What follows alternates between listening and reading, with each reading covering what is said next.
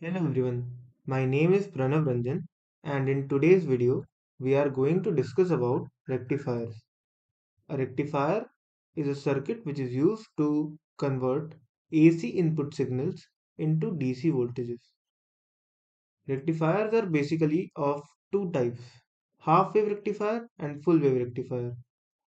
Full wave rectifier circuits are further classified into two types, full wave rectifier with center tap transformer and full wave bridge rectifier. In this video, we will be primarily discussing about half-wave rectifier circuits. A half-wave rectifier circuit, as the name suggests, only converts half of the input signal to DC voltage. In the given figure, we can see a half-wave rectifier circuit. In this end, we provide the input signals and we receive the rectified output signals from this end. Now let's focus on the operation of half-wave rectifier.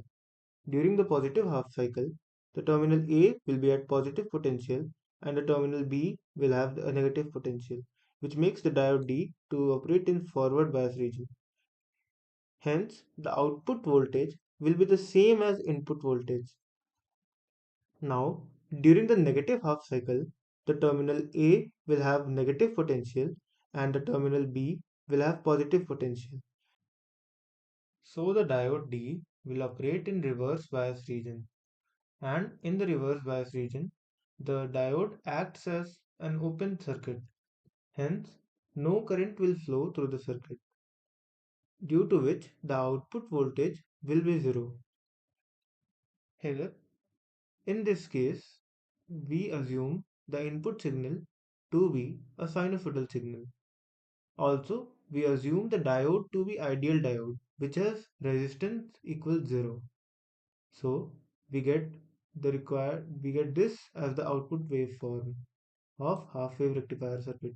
Here we can see that during the positive high cycle, we get the same output as the input signal. During the negative half cycle, then the output is zero, means no current flows through the circuit. If we neglect diode drop, then the output voltage will be VL equals Vm sine omega t, which is same as the input voltage. Now let's calculate our first parameter for a half-wave rectifier circuit, which is average or DC load current. It is denoted by IAV or IDC. Now here we are calculating simple average, like if we see the integral 0 to 2 pi of IL d omega t is the sum of input voltages from 0 to 2 pi and which we divide by 2 pi. So on calculating this, we get the IDC as Im by pi, where Im is the maximum value of input voltage. Now let's move on to our second parameter. It is the IRMS, the root mean square value of current or AC load current.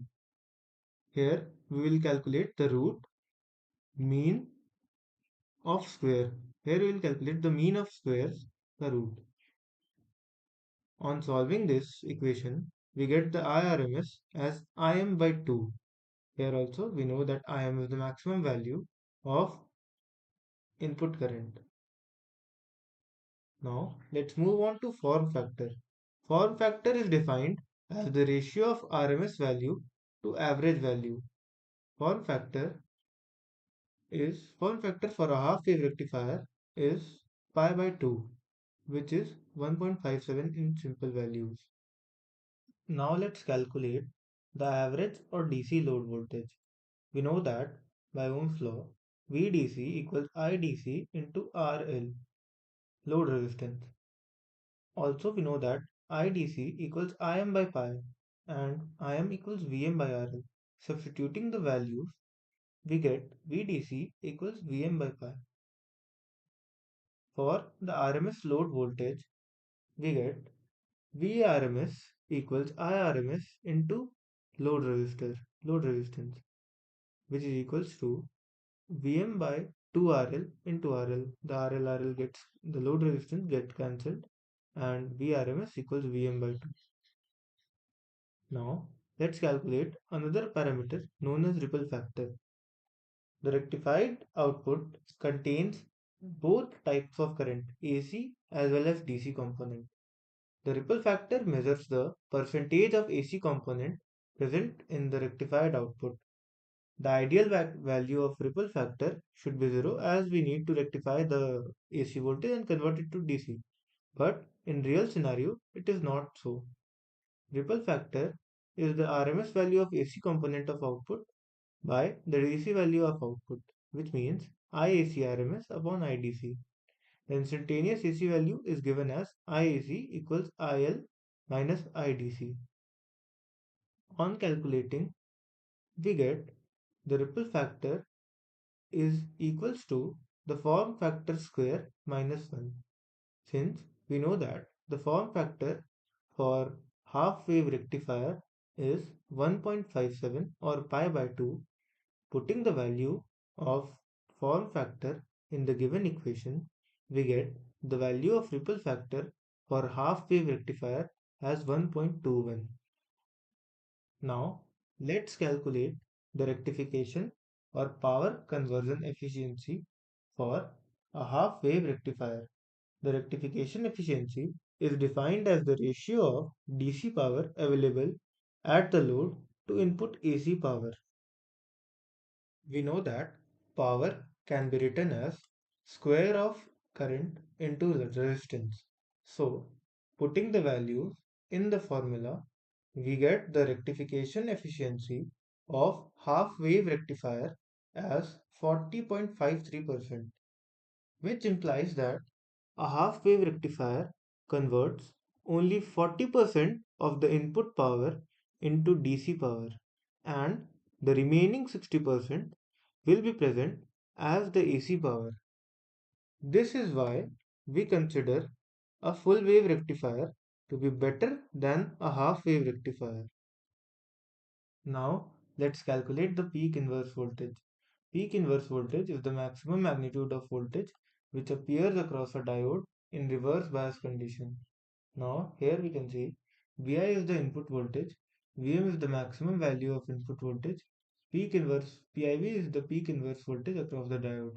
Applying KVL in the loop, we see PIV equals Vm. PIV is useful in selection of diode in the rectifier. For safe operation, the breakdown voltage of the diode should be greater than PIV. PIV must be greater than equal to Vm, maximum voltage of source.